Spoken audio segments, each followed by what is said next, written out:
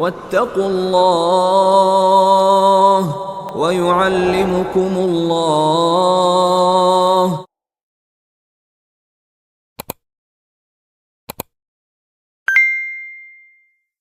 Assalamualaikum warahmatullahi wabarakatuh. Alhamdulillahi rabbil alamin. Wassalatu wassalamul atammanil akmalani alal mab'usi rahmatan lil alamin,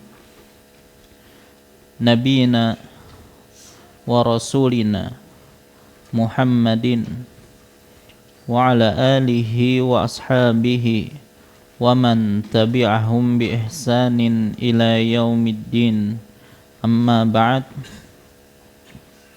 Fa ya ibadallah, kaum muslimin wal muslimat rahimani Allahu wa iyyakum. Alhamdulillah, segala puji bagi Allah Subhanahu wa ta'ala yang kembali memberikan kepada kita kesehatan, kekuatan, taufik dan hidayahnya, sehingga kembali kita bisa berkumpul di majelis yang mulia ini dalam rangka menghadiri kajian rutin kita dengan kitab Bulughul Maram karya Al-Imam Ibnu Hajar Al-Asqalani rahimahullahu ta'ala. Salawat serta salam tidak lupa kita sampaikan kepada junjungan kita Nabi besar Muhammad sallallahu alaihi wasallam, kepada keluarga beliau, para sahabat beliau, dan orang-orang yang istiqamah di atas jalan beliau ila yaumil qiyamah. Insyaallah pada kesempatan malam hari ini kembali kita akan melanjutkan pelajaran kita, masih membahas kitabuz zakah, yang mana pada pertemuan yang telah lalu kita telah menyebutkan tentang dalil wajibnya zakat, begitu pula ancaman tidak membayar zakat, dan juga syarat wajib zakat.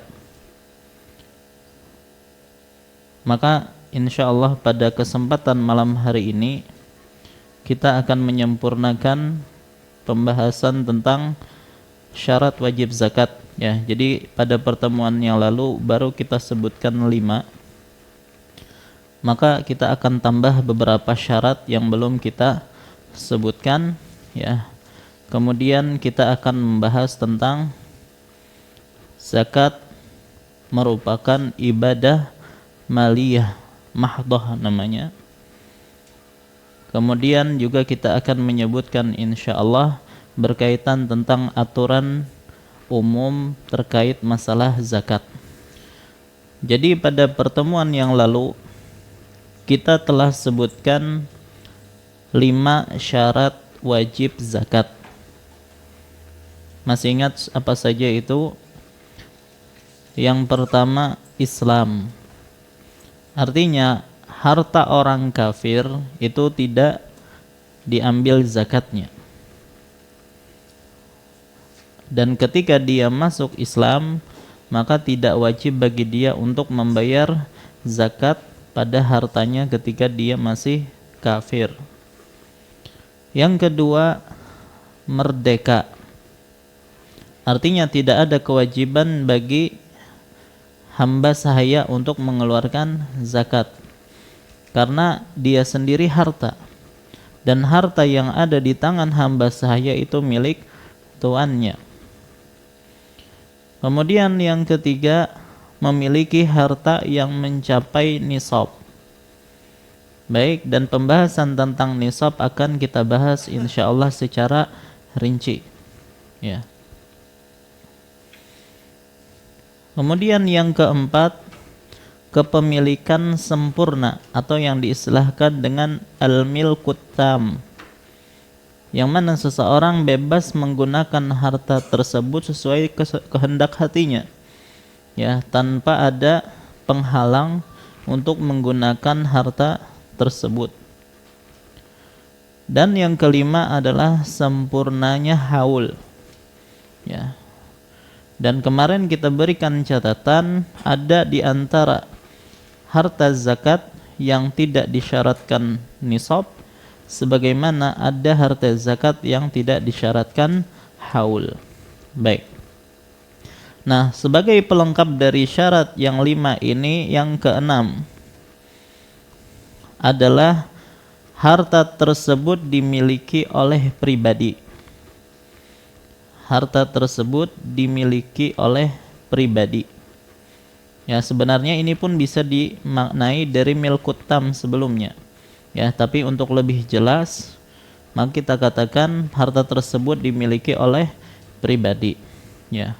Apalagi pada pertemuan yang lalu ada yang bertanya berkaitan tentang harta suami istri. Ya, ketika digabung mencapai nisab misalnya. Kalau dipisah, maka mungkin tidak sampai nisab. Ya. Maka apakah ada zakat ataukah tidak? Maka jawabannya tidak. Maka ingat, ketika suami punya harta, istri punya harta, maka kepemilikan itu masing-masing. Ya, ketika harta suami tidak sampai nisab, harta istri juga tidak sampai nisab, maka tidak digabung untuk mencapai nisab. Enggak. Dalam hal ini berarti keduanya tidak wajib zakat. Baik. Nah, jadi perlu diingat, ya, harta suami adalah harta suami, harta istri adalah harta istri. Dan sering kita ingatkan berkaitan tentang masalah ini, hendaknya ketika suami punya harta, ya, dia bekerja, begitu juga ketika sang istri bekerja dan punya harta, hendaknya harta tersebut jangan dicampur. Ya, kenapa? Karena ada kaitannya nanti berkaitan tentang masalah zakatnya, berkaitan tentang masalah warisan. Ya, supaya tidak terjadi sengketa. Ya. Karena yang dibagi dalam masalah warisan itu kan harta si mayit. Kalau si suami yang meninggal, maka harta suami saja yang dibagi. Adapun harta istri tetap harta istri. Baik, jadi kalau bisa, kalau suami istri sama-sama bekerja, maka memiliki simpanan masing-masing, jangan digabung. Baik. Nah, jadi yang keenam tadi adalah harta tersebut dimiliki oleh pribadi atau diistilahkan dengan milkun nafs. Yang ketujuh, di antara syarat wajib zakat adalah harta tersebut memang harta yang wajib dizakati. Harta tersebut memang harta yang wajib dizakati. Karena tidak semua harta itu wajib dizakati. Baik, misalnya ada kasus seperti ini. Seseorang meninggal, harta warisannya adalah berupa rumah dan tanah. Dan selama dia hidup tidak pernah sama sekali membayar zakatnya. Pertanyaannya, wajibkah bagi ahli waris untuk membayarkan zakatnya? Paham soalnya?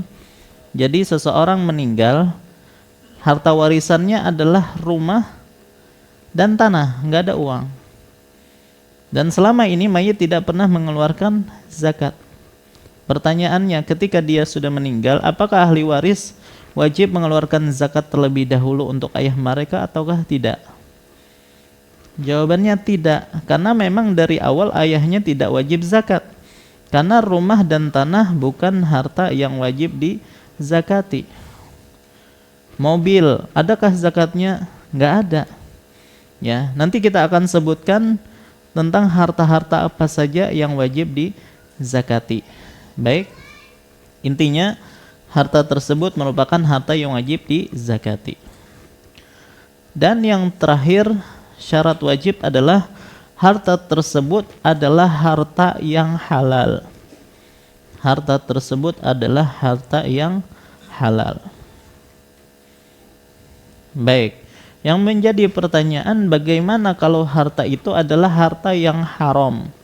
Apakah harta yang haram ada zakatnya ataukah tidak? Mungkin kalau pian membayangkan ketika kita sebutkan harta haram itu harta curian misalnya ya, maka jelas tidak ada zakatnya. Bahkan yang wajib bagi dia untuk mengembalikan harta seluruhnya kepada pemiliknya. Baik, cuman perlu diingat bahwasanya harta haram itu ada 3 jenis. Harta haram itu ada 3 jenis. Harta bukan miliknya, ya, seperti dicuri tadi ya, curian atau rampasan, ya, rampok misalnya. Ini jenis yang pertama.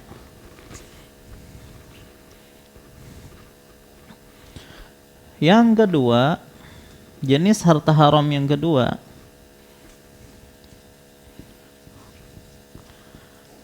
harta yang didapatkan dengan cara yang haram. Contohnya korupsi sampai masuk sini. Ya, rampasan curian kan, orang korupsi itu maling kan. Baik. Riba. Baik, riba ini ketika seorang bertransaksi riba, harta yang dia dapatkan itu harta milik dia atau bukan? Harta milik dia, cuman dengan cara yang haram. Menang judi, secara kepemilikan milik dia, cuman haram, wajib bagi dia untuk melepaskan diri dari harta tersebut. Beda dari ini, harta ini dari awal bukan milik dia, dia curi, dia rampas. Paham perbedaan antara kedua ini? Baik. Yang ketiga, harta yang zatnya haram.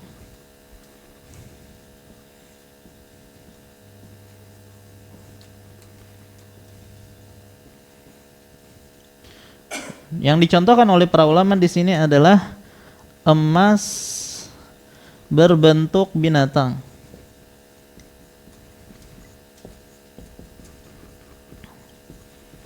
Ya, atau patung ya, berbentuk patung binatang maksudnya. Baik. Nah, ini adalah 3 jenis harta haram yang berkaitan tentang masalah zakat. Baik. Kalau yang pertama,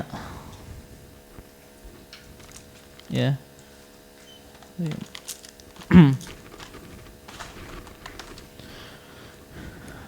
yang pertama ini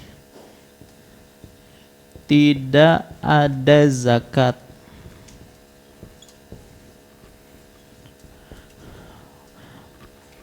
Dan wajib mengembalikan, ya. Wajib dikembalikan.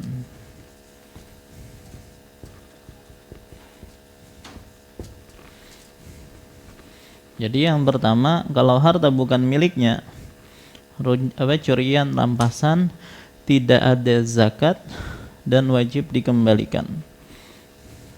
Baik. Dan sebagian orang, ya, misalnya korupsi, sudah, kemudian ini supaya bersih katanya hartanya ini, dikeluarkan zakatnya, atau dibawa naik haji aja. Jadi akhirnya seolah-olah bersih sudah. Kada bisa kayak gitu. Ya, ini wajib dikembalikan. Baik. Kalau yang kedua, misalnya perbankan secara umum, yang mana mereka bertransaksi riba. Maka dalam hal ini wajib berlepas diri. .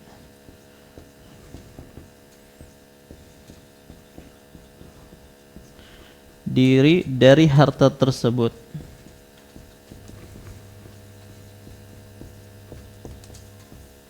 Wajib berlepas diri dari harta tersebut.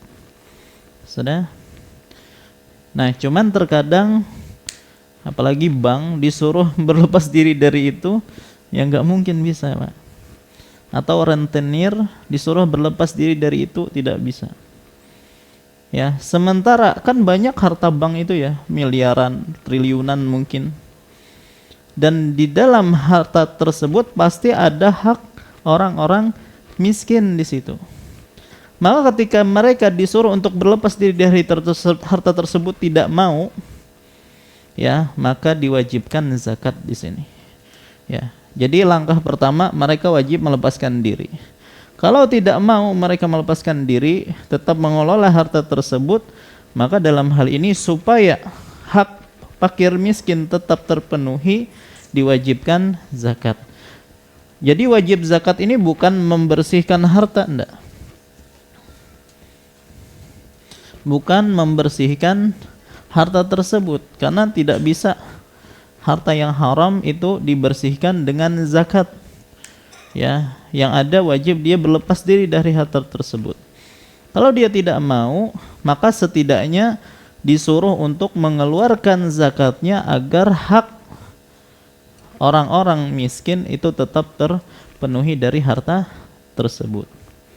Baik. Nah, jadi ini diwajibkan zakat ya kalau mereka tidak mau melepaskan diri dari harta tersebut. Baik.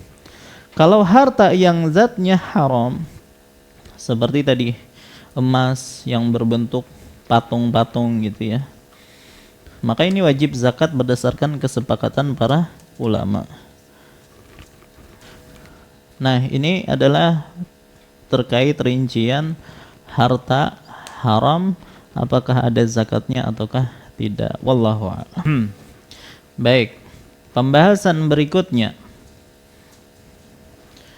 judulnya itu jangan berkreasi dalam hal zakat. Jangan berkreasi dalam hal zakat. Baik, untuk menjelaskan hal ini, maka kita perlu menjelaskan macam-macam ibadah. Ya. Jadi ditinjau dari teknis pelaksanaannya, ibadah terbagi menjadi 3 macam. Jadi ibadah ditinjau dari teknis pelaksanaannya itu ada 3. Yang pertama adalah ibadah badaniyah. Badaniyah itu apa, Pak? Dari kata badan, ya, yang mana dalam mengerjakan ibadah ini yang diperlukan adalah fisik saja. Ya, contohnya apa? Sholat, ya, itu perlu fisik. Puasa, fisik. Nah, ini disebut dengan badaniyah. Jadi ibadah fisik gitu aja. Baik. Yang kedua, maliyah.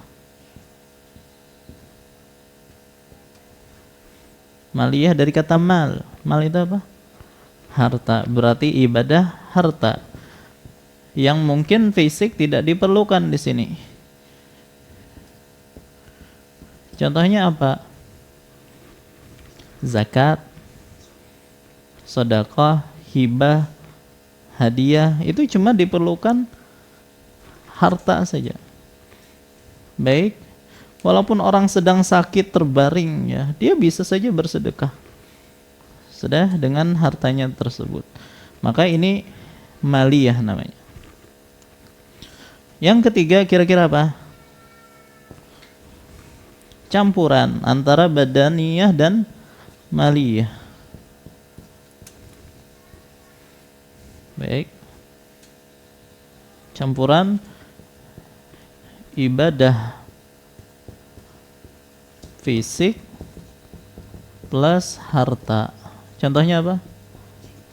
Haji, umroh, ya. Sudah? Jadi ditinjau dari teknis pelaksanaannya, ibadah terjadi menjadi 3. Badaniyah, maliyah, dan campuran.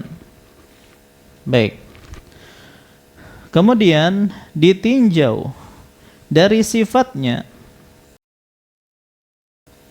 maka ibadah terbagi menjadi 2. Ada yang disebut dengan ibadah mahdhah. Ya. Maksudnya ini murni. Ya, murni ini maksudnya adalah seluruh aturannya itu sudah diatur oleh syariat. Ya. Jadi pelaksanaannya, tata caranya itu semuanya sudah diatur oleh syariat secara lengkap. Di antara yang mahdhah salat, yang mana tidak boleh di situ ada kreasi tambahan, kurangan, tidak boleh. Karena salat sudah ibadah mahdhah yang memang tujuannya adalah beribadah kepada Allah dan tata caranya sudah lengkap. Baik. Yang kedua adalah ghairu mahdhah, tidak murni. Baik. Nah, maksud dari ibadah ghairu mahdhah yang tidak murni, artinya asalnya mungkin perbuatan tersebut perbuatan keseharian biasa. Contohnya makan, tidur. Baik, ini kan hukum adat, boleh mubah hukumnya. Cuman ketika ini diniatkan untuk menguatkan dalam ibadah, maka berubah menjadi ibadah. Maka itu juga dinamakan ibadah. Cuman ibadahnya adalah ibadah ghairu mahdhah, tidak murni. Karena hukum asalnya itu adalah kebiasaan kita, adat saja. Tapi karena diselingi dengan niat-niat yang baik, maka berubah menjadi ibadah. Tapi dinamakan ghairu mahdhah. Baik, jadi paham perbedaan antara ibadah mahdhah dan ghairu mahdhah. Baik. Dan setiap 3 hal ini, badaniyah, maliyah ataupun campuran, ada yang mahdhah, ada yang ghairu mahdhah. Jadi ada badaniyah yang mahdhah, badaniyah ghairu mahdhah. Maliyah mahdhah, maliyah ghairu mahdhah. Campuran yang mahdhah dan campuran ghairu mahdhah.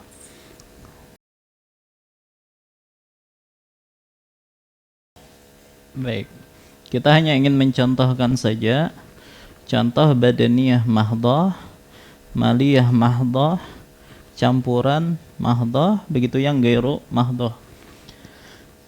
Baik. Untuk badaniyah mahdhah contohnya salat, puasa, zikir. Baik, maka ketika kita katakan ini mahdhah, ini harus tata caranya mengikuti yang sudah dicontohkan di dalam syariat kita. Tidak boleh di sini berinovasi, ya, membuat sendiri, tidak boleh. Ya, ini yang disebut dengan mahdhah. Contohnya salat, puasa, zikir dan ibadah-ibadah yang lain. Ghairu mahdhah, ya, yang badaniyah, misalnya olahraga. Olahraga hukumnya mubah. Ya. Tapi ketika diniatkan untuk menguatkan ibadah, ya misalnya kan ibadah, maka jadilah dia ibadah. Ya, asalnya mubah menjadi ibadah. Maliyah, nah ini yang menjadi perhatian kita sebenarnya, zakat. Baik zakat mal atau zakat fitrah, begitu juga kurban, maka ini adalah mahdoh, harus sesuai dengan syariat aturannya. Kalau gairu mahdoh, sedekah kepada fakir miskin misalnya, dan sedekah apa saja bentuknya, bagaimanapun caranya, maka diperbolehkan. Baik, hadiah misalnya, ya, agar merekatkan hubungan silaturahim misalnya, dan seterusnya, maka tidak ada aturan yang baku berkaitan tentang masalah hadiah. Kalau campuran yang mahdoh, haji, umroh, ini menggabungkan antara fisik dan harta. Baik, untuk yang ghairu mahdoh misalnya menjadi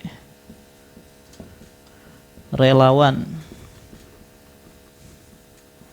bencana alam, misalnya banjir, dia sudah berdonasi kemudian turun ke lapangan misalnya.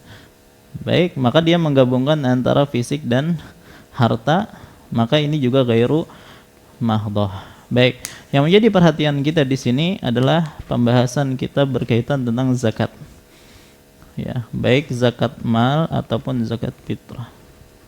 Baik, maka zakat sebagaimana yang kita sebutkan di sini merupakan ibadah maliyah mahdoh, yang mana syariat telah menjelaskannya secara rinci. Baik berkaitan harta apa saja yang dizakati dijelaskan oleh syariat kita. Nisabnya dijelaskan, kadar yang dikeluarkan berapa dijelaskan. Waktu mengeluarkannya yaitu ketika sudah 1 tahun atau 1 haul. Kemudian siapa yang berhak menerima zakat, sudah semuanya dijelaskan dalam syariat kita. Maka dalam hal ini syariat tidak memberikan ruang kepada manusia untuk berkreasi atau berinovasi dalam masalah zakat. Kewajiban manusia hanyalah melaksanakan zakat tersebut sesuai panduan yang sudah ada.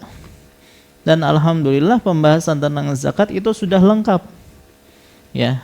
Maka ketika seseorang melanggar aturan yang sudah ada dalam masalah zakat, maka ada kemungkinan zakat yang dikeluarkannya itu bisa menjadi tidak sah.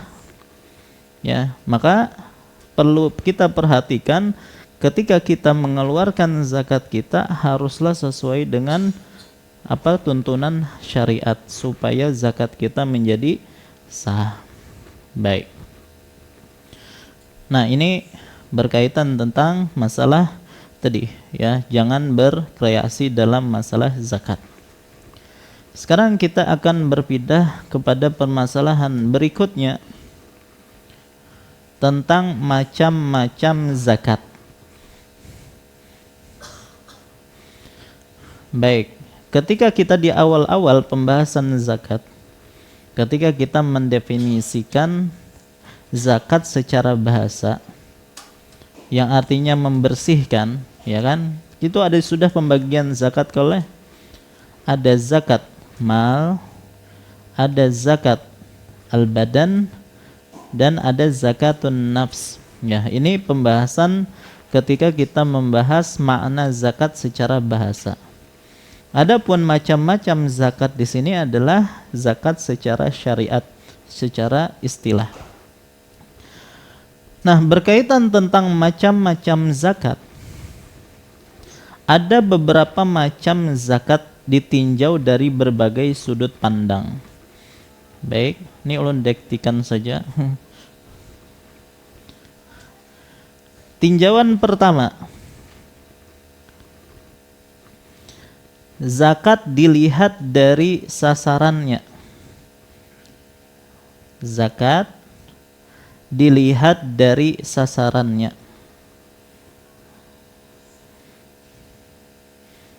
Itu ada dua macam.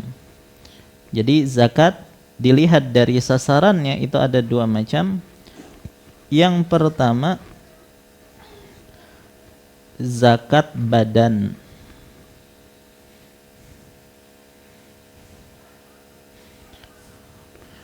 Yang kedua zakat harta. Gitu aja. Ya, jadi dilihat dari sasarannya, zakat ada dua, zakat badan dan zakat harta. Zakat badan itu adalah zakat fitri, ya itu zakat fitrah maksudnya. Jadi zakat fitrah itu yaitu zakat badan. Kenapa? Karena zakat fitrah itu dikeluarkan untuk semua badan.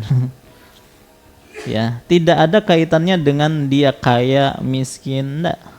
Bahkan budak saja wajib dikeluarkan zakat fitrahnya karena dia adalah badan. Ya kan gitu. Baik. Jadi zakat yang dikeluarkan untuk semua badan, baik itu anak-anak, dewasa, laki-laki, perempuan yang merdeka maupun budak. Baik. Dan ini berdasarkan hadis yang diriwayatkan oleh Ibnu Umar radhiyallahu anhuma, beliau mengatakan farada Rasulullah sallallahu alaihi wasallam zakatul fitr sa'an min tamrin aw sa'an min syair 'alal abdi wal hur wal dzakari wal unsa was saghiri wal kabiri minal muslimin. Rasulullah mewajibkan zakat fitrah dengan 1 sok kurma atau 1 sok gandum bagi setiap muslim yang merdeka maupun budak, laki-laki maupun perempuan, anak lelaki maupun anak kecil ataupun dewasa. Dan zakat tersebut diperintahkan kapan ditunaikan? Yang paling utama itu adalah sebelum orang-orang keluar menuju lapangan untuk sholat Idul Fitri. Baik. Adapun yang kedua tadi zakat harta, yaitu zakat yang dikeluarkan untuk harta yang dimiliki oleh seseorang. Ya, yang demikian dengan demikian berarti orang yang wajib mengeluarkan zakat ini adalah orang-orang yang memiliki harta, yang memenuhi syarat wajib zakat yang telah kita sebutkan. Baik. Tinjauan yang kedua, dilihat dari objeknya. Nah ini yang penting ya, dilihat dari objeknya. Dilihat dari objeknya, zakat terbagi menjadi 4 macam.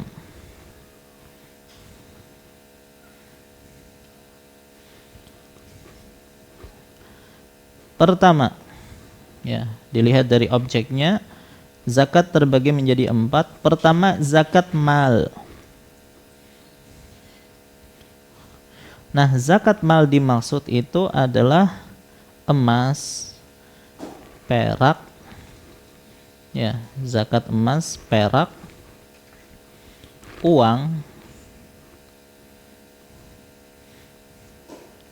kartal kah? Uang kartal itu apa? Seperti uang kertas itu disebut dengan uang kartal. Uang digital, nanti kita bahas tentang masalah uang digital. Baik. Dan juga piutang lancar, itu masuk dalam zakat mal semuanya. Emas, perak, uang kartal, uang digital, piutang lancar, ini semuanya masuk dalam zakat mal. Yang kedua, zakat perdagangan.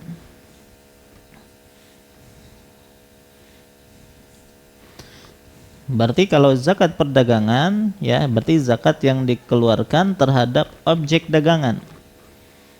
Begitu juga uang yang dihasilkan dari dagangan. Itu zakat perdagangan. Yang ketiga, zakat hasil bumi.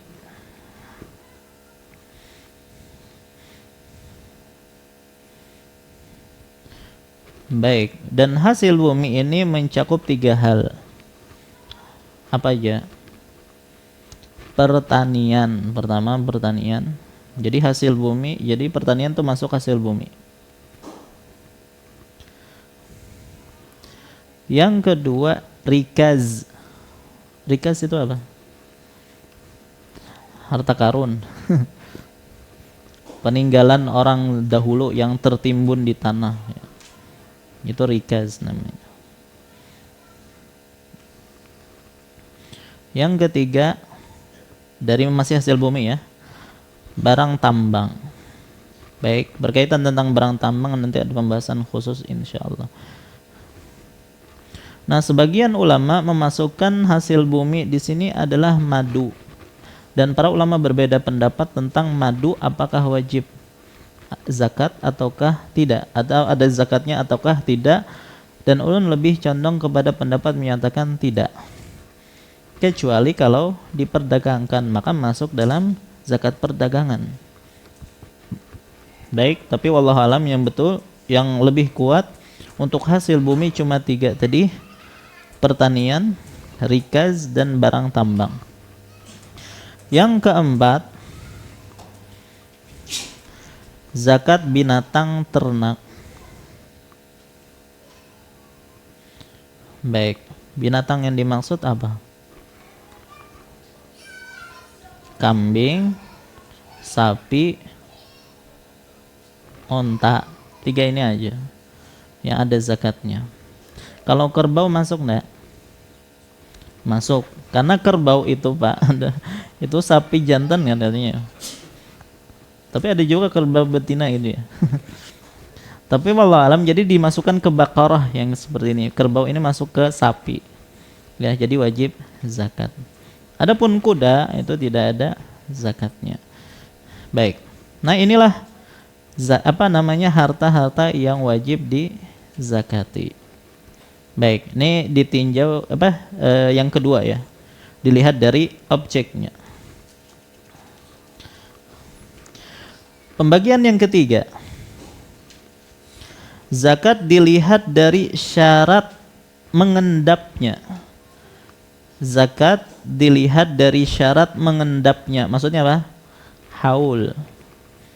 Artinya zakat dilihat dari disyaratkan haul ataukah tidak, gitu ya.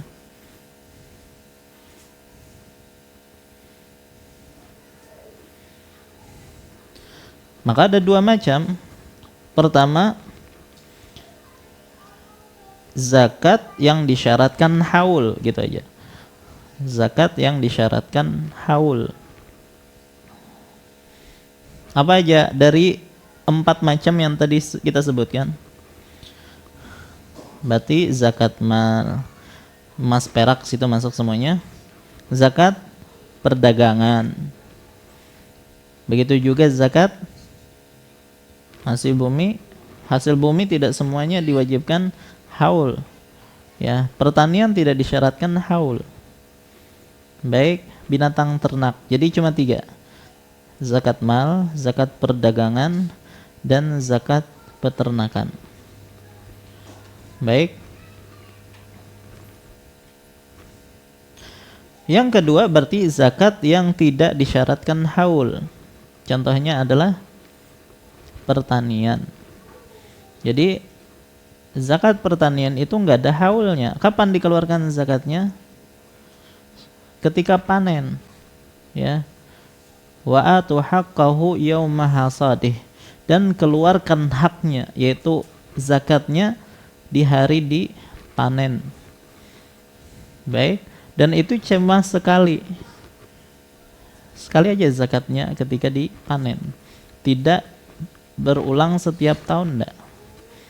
Itu zakat pertanian. Baik, pembagian yang terakhir,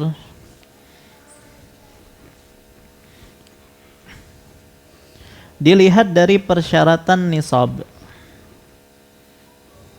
Dilihat dari persyaratan nisab.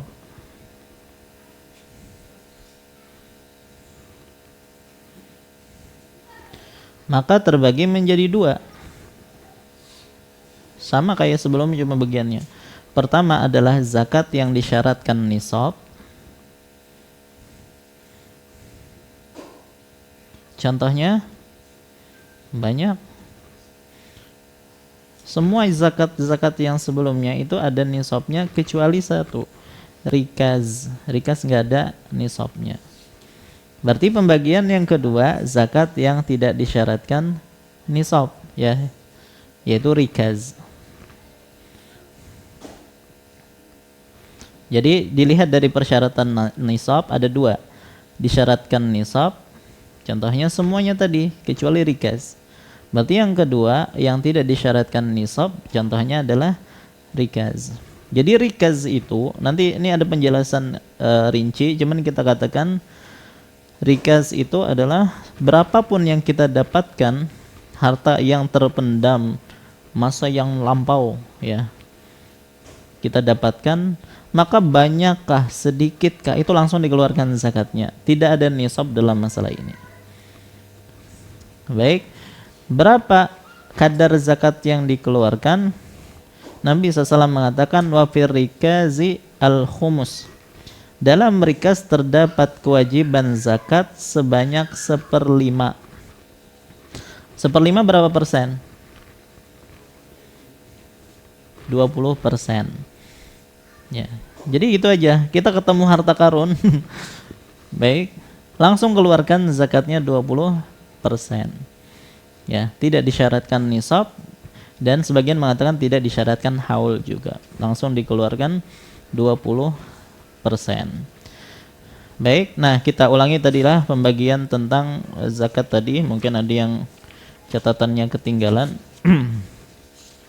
Jadi tadi tinjauan yang pertama dilihat dari sasarannya ada dua, zakat badan dan zakat harta.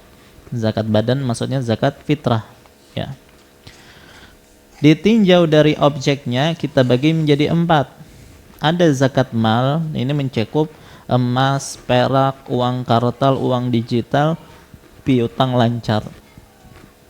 Zakat perdagangan berarti objek dagangan, dan ini wallahu alam yang paling banyak ya. Jadi rumah itu tidak ada zakatnya. Cuman kalau diperdagangkan rumah tersebut ada zakatnya. Mobil ada zakatnya enggak ada. Tapi kalau kita perdagangkan, kita jual beli mobil, jadi ada zakatnya. Tanah enggak ada zakatnya. Tapi kalau kita jadikan sebagai objek dagangan, maka jadi ada zakatnya. Ya, ayam, penjual ayam, nah, ada zakatnya karena menjadi objek dagangan. Baik.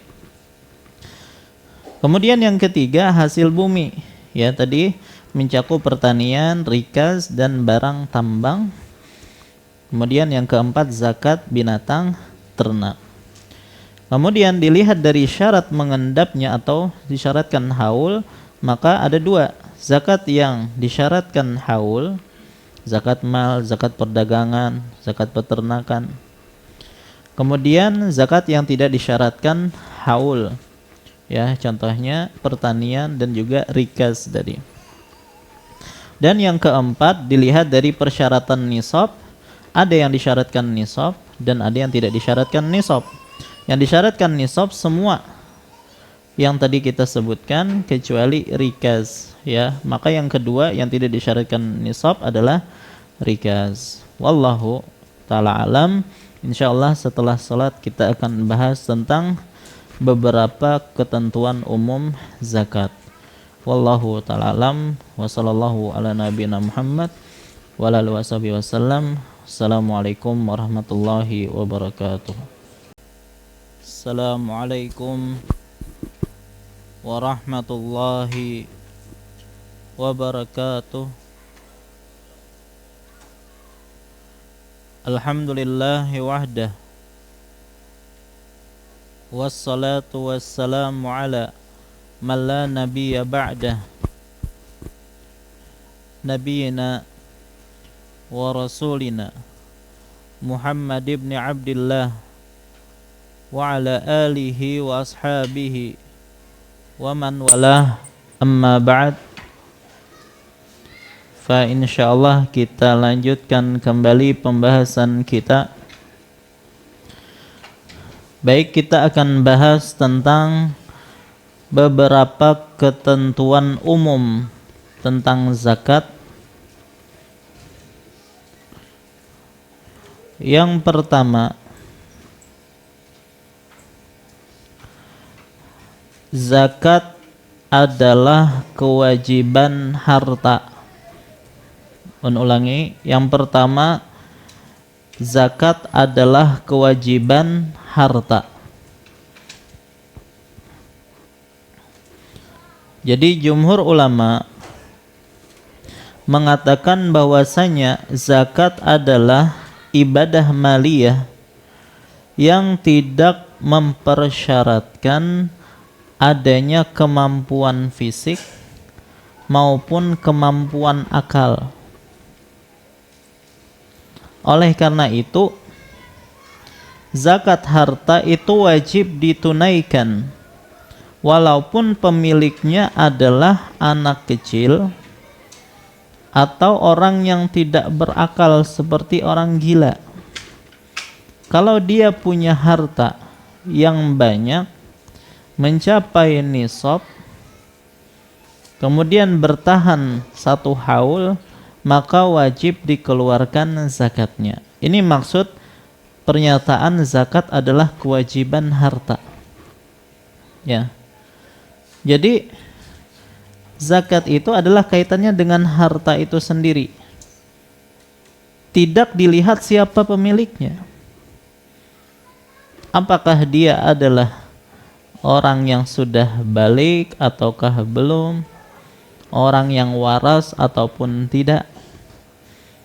Yang jelas ketika hartanya sudah mencapai nisab, maka wajib dikeluarkan zakatnya. Siapa yang mengeluarkan? Wali dari anak kecil tersebut atau orang gila tersebut. Makanya ketika Nabi SAW mengutus Mu'adz ke negeri Yaman, beliau berpesan, fa'alimhum anna Allah iftarada alaihim sadaqatan fi amwalihim. Ajari mereka bahwasanya Allah mewajibkan kepada mereka zakat harta mereka. Ya. Tu'khadhu min aghniyaihim wa turaddu ala fuqaraihim. Diambil dari orang kaya di antara mereka dan dikembalikan kepada orang miskin di antara mereka. Anak kecil ada enggak yang kaya? Ada. Ya, ketika dia mewarisi harta dari ayahnya misalnya. Begitu juga orang gila. Ya, jadi ada orang anak kecil yang kaya sebagaimana orang gila ada yang kaya. Maka kalau dia kaya dikeluarkan zakatnya. Baik. Nah, ini ketentuan yang pertama. Ya, apalagi Umar ibn Khattab radhiyallahu anhu pernah berpesan kepada para wali anak yatim agar harta anak yatim itu dikembangkan. Tujuannya apa? Supaya tidak dimakan zakat, berkurang terus nanti. Ya, beliau mengatakan ittajiru bi amwalil yatama la ta'kuluhaz zakah. Kembangkanlah harta anak yatim agar tidak habis karena dibayarkan zakat. Ya, jadi asalnya hartanya sangat banyak, bertahan terus, maka setiap tahun dikurangi 2,5%-nya sampai akhirnya kurang dari nisab aja lagi. Ya. Maka untuk kemaslahatan anak yatim tersebut dikembangkan. Silahkan dikembangkan, diperdagangkan misalnya, ya. Ini untuk kemaslahatan anak yatim tersebut. Ini menunjukkan bahwasanya harta anak kecil ataupun orang gila itu wajib dizakati. Ketentuan yang kedua, membayar zakat harus diiringi dengan niat. Membayar zakat harus diiringi dengan niat. Karena Nabi SAW bersabda, innamal a'malu binniyat. Sesungguhnya amal itu didasari dengan niat. Maka ini dalil bahwasanya setiap amal ibadah, termasuk di situ adalah zakat, harus diiringi dengan niat. Tanpa niat, maka aktivitas itu tidak dinilai sebagai ibadah. Ya. atau nilai ibadahnya secara umum saja tidak spesifik itu sebagai zakat. Misalnya kalau ada orang sholat, dia berniat sholat, cuman dia tidak berniat secara spesifik ini sholatnya sholat apa. Misalnya dia sholat sebelum subuh 2 rakaat, sholat begitu saja tanpa diniatkan itu qobliyah subuh misalnya, maka ternilai hanyalah sholat mutlak. Baik, begitu juga mengeluarkan harta. Jika orang mengeluarkan harta, memberikan ke fulan, cuman tidak diniatkan ini sebagai zakat, maka nilainya hanya sebatas sedekah, bukan zakat. Maka dalam hal ini wajib ketika mengeluarkan zakat kita niatkan sebagai zakat. Makanya sudah pernah kita sebutkan, misalnya ada orang kaya yang dia tidak paham tentang masalah zakat dan dia selantiasa berdonasi. Ketika dibuka donasi ini dia mengeluarkan hartanya, ya. Cuman ketika dia mengeluarkan harta tersebut dia tidak niatkan sebagai zakat. Apakah dia tetap wajib membayar zakat? Jawabannya iya. Karena ketika dia mengeluarkan harta tersebut tidak diniatkan sebagai zakat. Baik. Nah, jadi ini adalah ketentuan yang kedua berkaitan tentang masalah zakat. Membayar zakat harus diiringi dengan niat. Baik. Ketentuan yang ketiga, dan ini mungkin yang terakhir untuk malam ini, biar tidak terlalu banyak. Ini harus dimurajaah, Pak lah, pelajaran hari ini lumayan. Baik. Semua zakat kecuali rikaz. Semua zakat kecuali rikaz harus memenuhi nisab.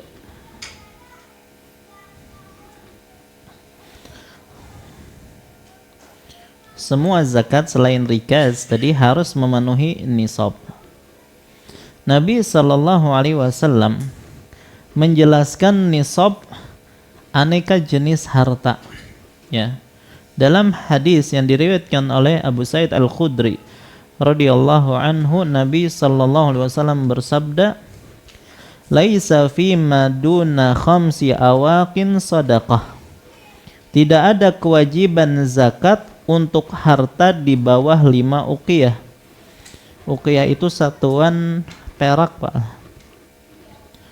Artinya perak itu wajib dikeluarkan zakatnya kalau mencapai 5 uqiyah. Nanti kita jelaskan apa yang maksud dari uqiyah.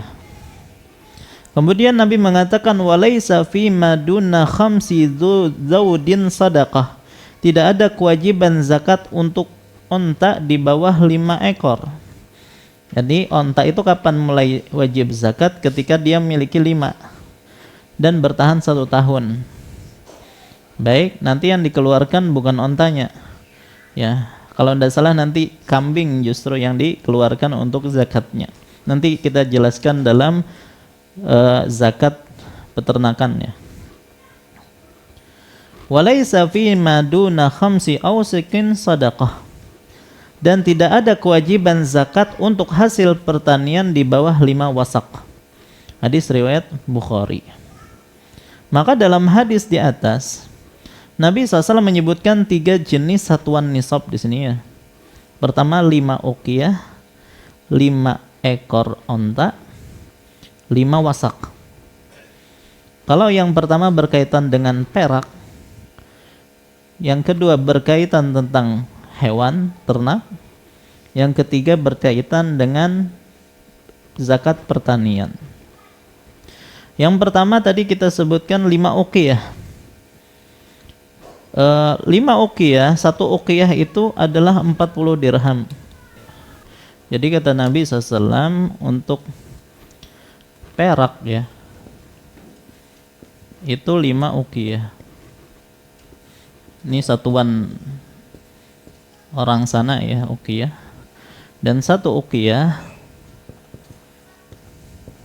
sama dengan 40 dirham. Baik. Berarti kalau 5 uqiyah berapa?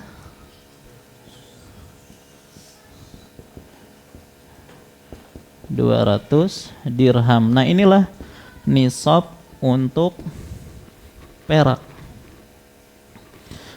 Baik. Baik, pian tahu kan biasanya kan disebutkan kalau emas itu berapa? 85 gram ya. Kalau perak 595 gram. Baik, ulun bertakun ini datang angka ini dari mana? Sementara dalam hadis cuma 5 uqiyah, 200 dirham. Ya, kalau masalah emas disebutkan nanti laisa fi aqalli min 20 dinar syai'. Tidak ada kewajiban zakat pada emas yang kurang dari 20 dinar. Enggak ada penyebutan 85 gram atau 595 gram perak ya. Jadi gini ya. Ini pian hafalilah. Kena untanya pekan depan insyaallah. Biar nanti ditanya nih datang di mana 85 gram. Tadi disebutkan tidak ada kewajiban zakat kurang dari 20 dinar. Emas itu dinar. Baik, berarti nisab emas itu 20 dinar. Baik, 1 dinar kalau kita konversi ke gram itu 4,25 gram. Pian kalikan 20 kali 4,25. Berarti kali total berapa? Nah, ini datangnya 85 gram. Dan ini konversi disepakati oleh para ulama bahwa 1 dinar ini sama dengan 4,25 gram. Sudah? Baik. Perak. Tadi 5 uqiyah. 1 uqiyah 40 dirham. Berarti 5 uqiyah 200 dirham. Berarti perak itu 200 dirham. 1 dirham itu kalau dikonversikan 2,975 gram kalikan 200. Baik, kalkulatornya main. Pas nggak? 595. Baik, nah inilah 595 gram. Nah, ini nisab emas, nisab perak. Dahulu di zaman Nabi SAW, ya, ini dahulu ya, dahulu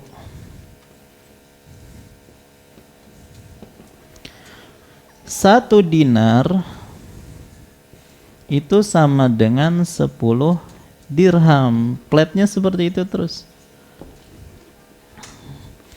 Ya. Maka otomatis kalau 20 dinar berapa dirham? 200 dirham, jadi sama terus. Ya. Artinya harga 20 dinar itu sama dengan 200 dirham. Itu dulu kayak gitu. Tapi sekarang dengan perjalanan waktu, ya, harga emas semakin tinggi dan perak tidak lagi bisa mengejar.